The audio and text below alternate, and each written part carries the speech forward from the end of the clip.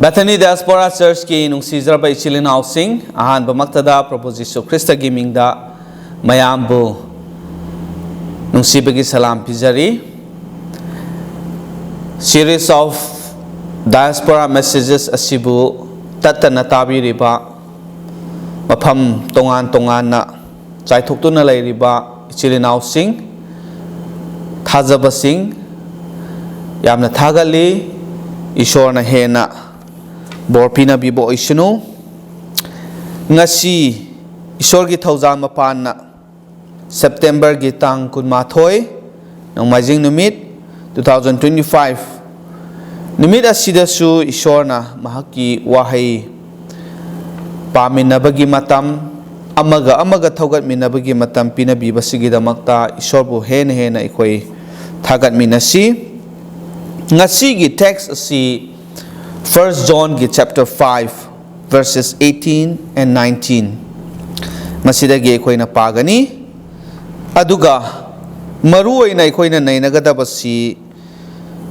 pap kimaramda oigani adumakpu thajabasingna pap asi karmaina yengi pap tagi karmaina ngakthok sagani haibagi matangda akoina ngaktang Isorgi wahidagi yengminasi.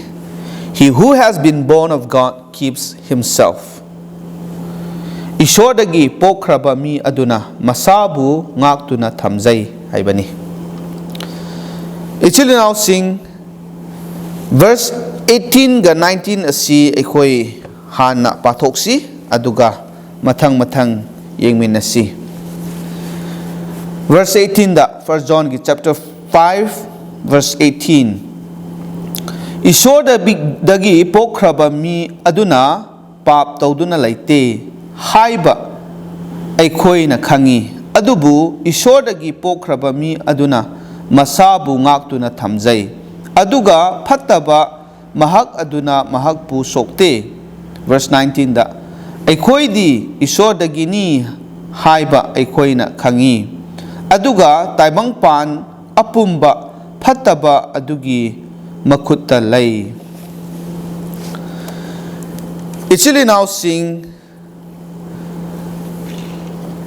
ashengba achumba thajaba sing asi kanano masida aikoina yengba matamda Apostle John iribasi ashengba achumba thajaba singi damakta aduga makhoigi maramda iba chithi aduni masi traditional Christian mapu mapasing na natraga Christian gi imungdagi poklakpa traditional Christian oibasing adu mana panbanate masida panbasi taseng na thajabasing achumba thajabasing aduni achumba thajabasing asi kanano Esorda Pokkhraba born of God achumba thajaba asi nauna Pokkhraba mi adubuni Gospel of John chapter 3 verse 3 da ikoina paba kanda uba phangi nauna pokpa yamna darkar oi nauna Pokkhraba mi adu achumba thajabani. He is called a child of God. Aduga mahak adu Isorgi macha haina kawi. Gospel of John chapter 1 verse 12 aduda aikoina papa matamda Jisu bu lausan khraba Jisu bu thaja khraba mahak adu Isorna macha oibagi ayaba rights aduga authority adu pire haibani aduga Gospel of John 3:15 ga 16 asi pabakanda he has eternal life given to him Esorna mangonda lomanai da punsi adu pibi khraba mi aduni mahak adu tasengna achumba haina ikhoina khangi ichili nausing aduga loinana the believer and sin. Isorbu thajakraba singa natraga isorbu thajakraba mi aduga pap asigi marakta karamaina laigani haibakanda. 1 John chapter 5 give verse 18 aduda ekoina ubani. He does not sin. Mahakna pap taude haibani. Tauduna laite haibani. What does this phrase not mean? Masi ekoi munna khanba darkar oi. Maramdi Esordagi Pokkhraba mi aduna pap tauduna laite haibani. Pap tauduna laite haibagi artha se karino. Masi lanna phongdokpa lanna loba mayam lay. Madudi karino hairaga Esorbu thajakraba nauna pokkhraba mi amana pap tauba yade natraga pap suktau tauba yade haibasi aran bani natraga pap suktau tauraroi haibasi su aran bani ichilinaw sing masida ikoina tasengni yengba kanda Esorbu thajakrabasu nauna pokkhrabasу Esorgi macha oikrabasу Esorda pokkhraba oirabasu aikhoigi punsida the desire or tendency to sin pap asi asuki matik pangal kalli aikhoi bu themduna pap asida tanana bagi damakta asuki matik saitan thabak kanna taubani maduda aikhoi papta sukta tararoi aikoi pap suktau tauraroi haibasidi haiba ngamde ichilinaw sing adumakpu tasengna thajakraba achumba thajaba mi aduna pap adu tauningde aduga karigumba papta tarabasu madugi pap aduda adum leiba mahakna yaroi haibadi mahakgi thamoi nungda aina tauribasi chumdeko masi Esorgi apamba nateko aidi Esorgi machani aidi Esorbu thajabani masi ai tauroi haibagi wakhalon asi mangonda lakani.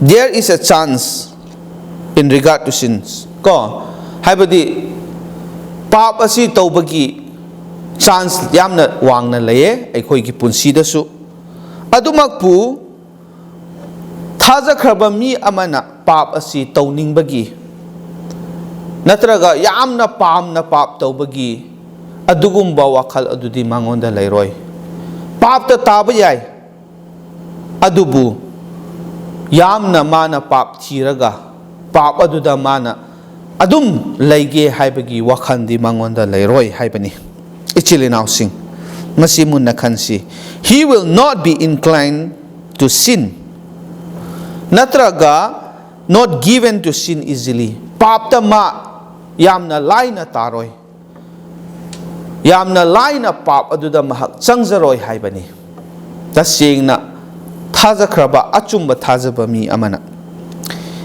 aduga mahakna kari tawgani he will resist sin mahakna pap adu yaroi madudagi mahak ngakthok chaningai hotnagani aduga he will fight habitual sin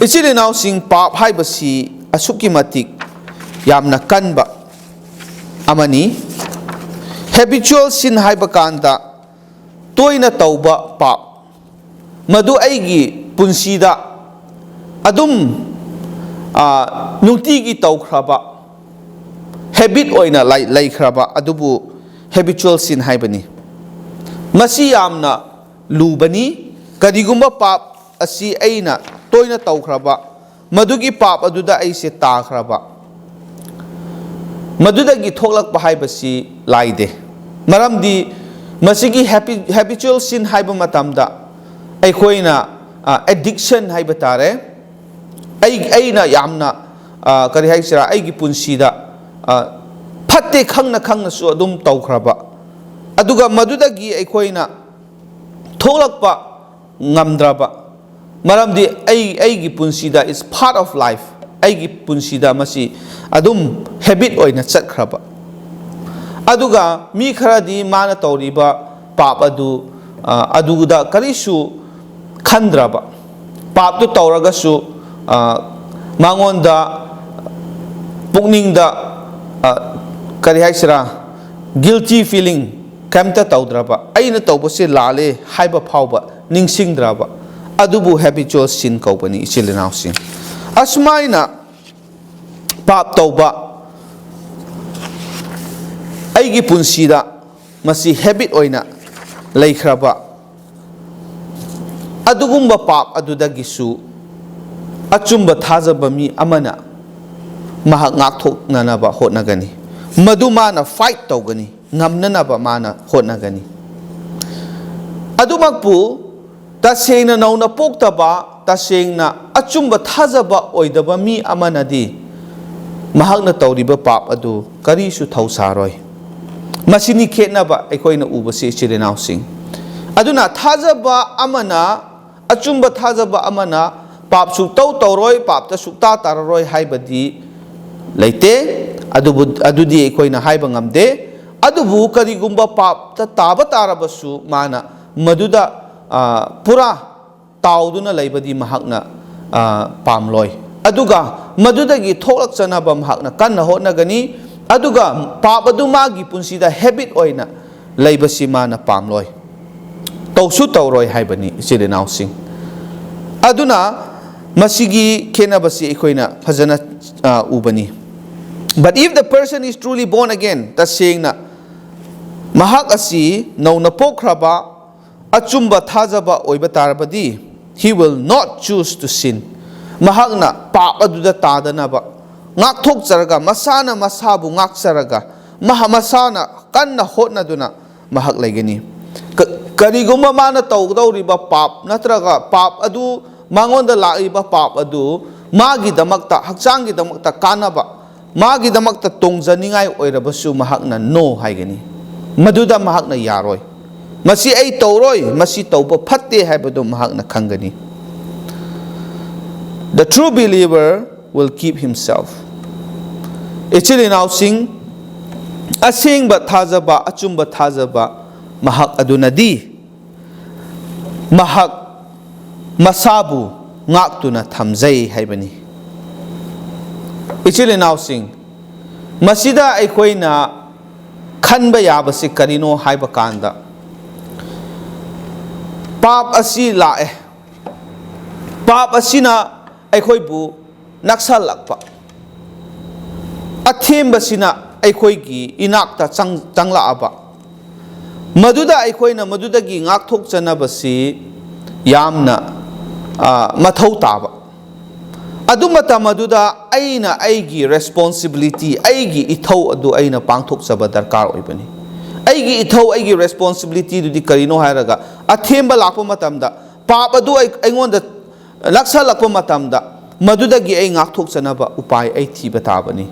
Madudagi ngakthok chanabagi damakta aina hotnaba aigi ithauni. Maduda aikoina Isorgi sargadut singda aigi ye thangbada oi thangbada mangda tungda God tawraga aibu ngakthok chana bagi damakta aina haija bagi maduda mathau tade. Angel singda ko Isorgi sargadut singda pap asibu changlaktana ba aibu ngakthok piu madudagi aibu lapna thambiu puthokpiu haibagi yamna mathau tade. Masi aina tawgadaba ithawni. Pap adu masak khangba darkar oi adudagi pap adu aikoina aikoida changlaktana ba aibu ngamdana ba aina isabu ngakchagadabani. Masi aikoina khanggadabani ichilinaw sing. He will guard himself haibani. Tasengna nauna pokkhraba achumba thajaba mi aduna pap adu lakpa yai athemba lakpa yai. He will guard himself. Mahakna mahak masabu ngakthok chagani. He will be on the alert against sin. Pap adu lakani haiba khanglabadi mahak yamna alert oigani. chekshinna laigani. He will not do sinful things happily.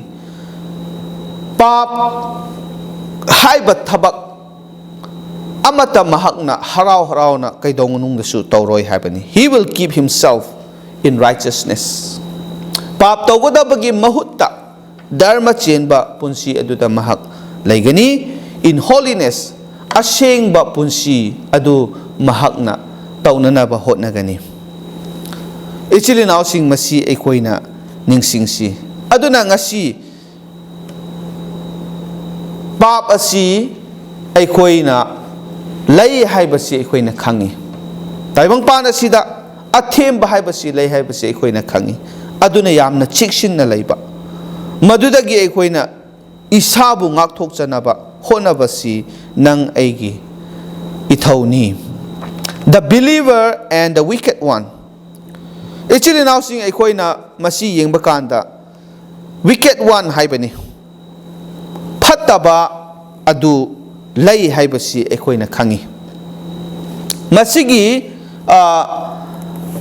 phattaba haiba mahak asi kanano haiba kanda devil, diabol adubuni, Satan adubuni. Aduna, is there a wicked one? Phattaba haibasi laibra? Hangbayaba question ni.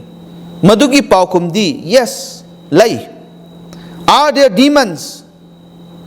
Lai phattaba sing laibra? Yes. Aikoi bu pap taunana bagi damakta makoi na kanna hotnagani. Aikoi gi inakta makoi changlakani. Aikoi bu themgani. Adumakpu ichilinaw sing aikoi maduda kigadaba nate. Aikoi pukning wagadaba nate. Karigidamakta Ishor aikoi bu pangbina na bagidamakta Ishor lay haibasi aikoi ningsinggadabani. Aikoi di Ishor gi macha singni Ishor gi mi singni haibasi aikoi ningsinggadabani. Aikoi di nauna Pokkhraba Ishor bu thajaba singni haibasi ningsinggadabani. Aduna Satan na phattaba thawai aduna aikoi bu pap tawhanana bagidamakta honarakpa matamda mahakna aikoi bu soktanaba aikoi honagadabani. Mahakna aikoi bu sokhalloidabani. We have to do our part. Aikoi gi ithau tawgadabani aduga Ishorna aikoi bu mating pangbigadabani. Masi aikoi ningsingsi. Masigi wicked one phattaba mahaki taurakadaba thabak sing asi kari no haiba kanda he will attack believers. Thajaba sing bumana attack taurakani. He will tempt them. Ko temptation. Athim badumana aikoi da purakani. Aikoi bu thembigani. Aduga he will lure them into sin. Pap aduda tanana ba aikoi bu pap si mahakna taunana ba tauhanana ba hotnarakani. Yamna kari haisira phajaba moongda papa si Satan na thajaba singda purakpa matamda tauhange haiba matamda yamna achumba manba aphaba manba yamna aikhoida kari haisira pukning yamna changadaba potsak amada pamjagadaba potsak amada aikoi bu themlakani. Aduga mahakna aikoi bu awabada tahangani. Ichilinaw sing Satan na phattaba mahakna thajaba sing themlakpasi tongan ba moongda mahakna themlakani. Even singlupki manungdasu Satan na phattaba mahakna changlaktuna aikoi mayam asibu confuse haibadi chamamnaba ngawhannanabagidamagta mahakna kanna thabak tawrakani. Aduna false teachers sing mayam ama thohalae false teachings chumdaba aranba takpiba kayamarum hojik aikoina uduna laibani. Masi Satan sijinnaba Satan thajaba singbu ngawhannanaba honarakpa thabak ngaktani. But if a true believer keeps himself asengba achumba thajaba mahak aduna masana ngakchaba matamda karamaina ngakchagani karamaina masigi pap asidagi ngakthokchagani karamaina saitangi phattaba mahaki khutagi nanthokpa ngamgani haiba kanda he walks with the Lord closely Ishor Prabhuga yamna nakna nungtigi Prabhuga tattana chatminnaba hingminnaba leiminaba masi yamna mathau tai he abides in the Lord Prabhu Jesu Christa da lengdana leiba yamna mathau tabani ichilinau sing aikhoina John chapter 15 paba kanda abide in me Prabhu Jesu Christa na haibani nakhoi aingonda layu maduna mahai yanba adu punsi adu oiba ngamgani mahai yanba khakta nate pap tagisu aikhoi ngakthok chaba ngamgani mahai yalakpa punsi haibasidi pap asidagi lapna laikhraba mi aduni Jesu da laikhraba matam aduda pap aduna mabu themba ngamloi natraga Jesu da nakna laikhraba mi aduna pap ta mahak tadana bagi pangal adu ishona pinabigani aduna ishora Prabhu Jesu Christa da ikoi nakna laibasi yamna darkar oi mangon da ikoi lengdana laibasi yam darkar oi aduga thajaba ikoi gi thajaba se yamna kanba strong faith oi basi mathau tapani ichilinau sing he is strong in the faith thajaba da kanba oiba maramna pap adudagi mahak ngakthok chaba ngamgani mahak masa mathanta pap adudagi ngaktuna leiba ngamgani the word of God abides in him Ishorgi wahai adu mangon da leiba mana Ishorgi wahai adu da leiba Ishorgi wahai gi matung inna hingba matamda pap adudagi mahak masa ngakthok chaba ngamgani then the wicked one cannot touch him maram aduna phattaba mahak aduna mahakpu sokpa ngamloi ichilinau sing masi darkar oye aikhoi masi ningsingsi maramdi aikhoina leiriba prithvi asi asukki matik papna thanbani saitanna phattaba mahakna aikhoibu ngawanna ba aikhoibu papta tanna bagi damakta hotnaduna leiribani mahakna pambai thiraga lambi thiraga aikhoibu pap tawhange haibasi hotnaduna leibani aduna aikhoi yamna cheksin batai aikhoi masidagi isa ngakthokna naba aikhoina kanna hotnabasi mathau tabani ichilinau sing aduna masi aikhoina hojik palliba khudingmak adu tawba matamda phattaba mahakna aikhoibu sokpa ngamloi the world and the wicked one prithvi ga phattaba mahak asigi maramda aikhoina mu yengsi he has influenced the world prithvi asi mahakna khudum chankhrabani mahakna influence tawkhrabani he has corrupted the world prithvi asi su mahakna loina sumaina phattaba aduda pubire he has affected the world severely phattaba mahakna prithvi asi sukam matik yamna sathina asmaina affect tawkhre phattaba aduda mahakna loina pukhre politically ekhoina yingba kanda masi yamna achumbani economically saitana prithvi ase asukki matik mahakna sokhre religiously aikhoina yengba kanda su dharma gi lambi da su asukki matik saitana khudum chanduna leibani morally mioiba gi lamchat sajatta khuding mak asi yengba kanda prithvi asida phattaba mahak asina asukki matik kana thabak tawre habase aikhoina uba phangi chilinau sing he uses the world to cause people to fall to its charms mahaki yamna themba haiba pangal aduda mahakna thembiraga mi sing ase loina tuhalle haibani ichilinau sing the whole world is under his way Satan gi phattaba mahaki khutta prithvi ase laikhrabani the world will not change easily for it is at enmity with God prithvi asidi ishorgi yeknaba oina laibani masina maram oiraga prithvi ase afabada yamna chawna honglakani haibasidi yamna wana thokkhragadabani The world cannot become even more wicked, or the world can become even more wicked haibani. Prithvi ase ngasi ekhoina as phatre da ko prithvi se sukki mati phattabana thankhare da ko haina khalli base masidagi su hena phattabasi chawkhalakani lairakani haibasi ekhoina ningsinggadabani. The world will turn its hatred against the true believers.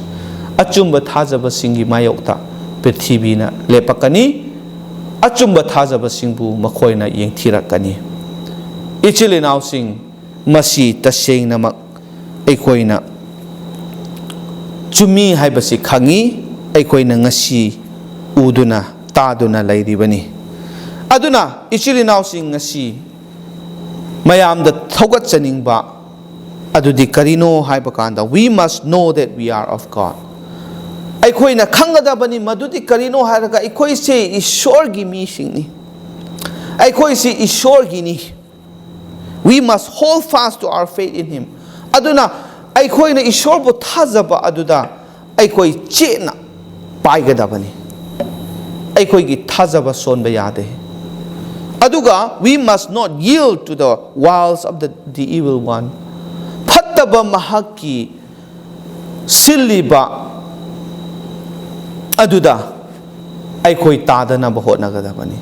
Wiles of the evil one haibasi karino. Prithvi asida tongan tongan ba technology oiba yai. Huji aikoina uriba prithvi gi chatnabi mayam fashion da oiba yai.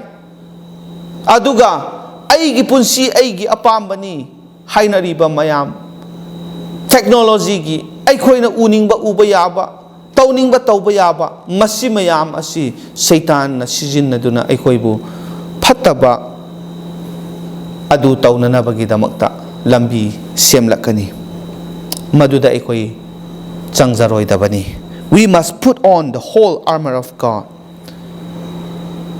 Ishorgi oiba lanpi adu aikoi setkadabani, and stand fast in our faith. Aikoi gi thazaba aduda yamna chetna lepkadabani ichilinaw sing. Madu oiba tarabadi aikoina isabu ngakthokchaba ngamgani. Ishorgi aningba punsi aduda aikoi mapung phana hingba ngamgani. Pap haibadu aikoina kaidongai dasu aikoi gi punsi da aikoi bu ngamdanaba aikoi bu khudum chanchandanaba gi damakta ngakthokchaba ngamgani. Ishorgi wahai bu takraba mipum khudingmak ki mathakta ishorna hena borpina biboisinu pangal happy boisinu. Prathana tausi wangthoi sengthoi draba sagada laiba ipai shor na puthagatli ngasisu nahaki wahai asidagi aikoi bu pukning thogat piduna yamna aikoi asigumba bor phanghanbire. Ipai shor Prabhu Jisu Krista bu thajabagi mapana nahaki nachasing oihanbire, nahaki oihanbire. Masida aikoi asukki matik haraujai nahak puthagatli. Adumakpu taibang pan asi aikoi na hingliba makai pap asina aikoi bu tattana themduna phattaba mahak na aikoi pap ta tananaba hotnaduna lairi. Nacha aikoi bu pangal pibiyu, thauna pibiyu. Pap asibu aikoina inthokpa ngamnanaba, pap asidagi aikoi isa ngakthokchaba ngamnanaba lausing nahakna pinabiyu. Aikoina tawgadaba ithosing adu mapung phana tawba ngamhanbiyu.